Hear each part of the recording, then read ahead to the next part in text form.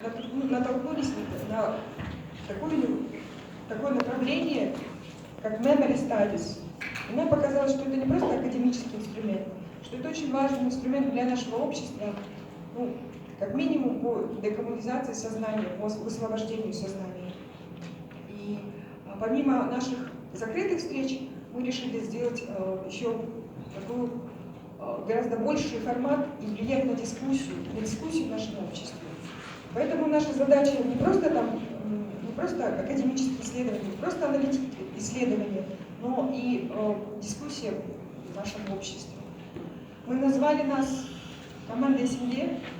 8 месяцев тому назад, или 10 месяцев тому назад, мы бросили вызов, кол и пригласили 10 заинтересованных единомышленников, чтобы делать это вместе. Пришло очень много заявок, и для нас это очень важно. Огромное количество заявок, прежде всего, от учителей истории.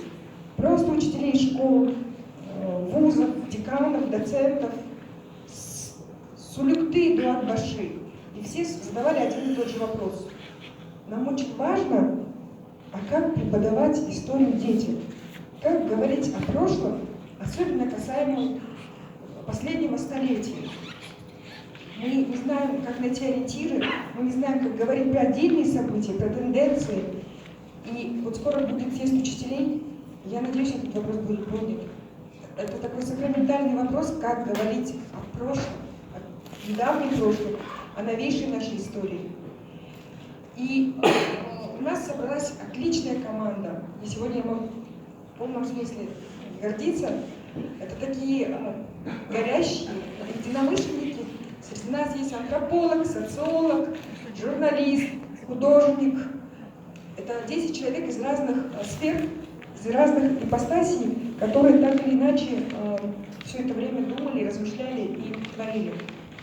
Таким образом случилась команда Семье.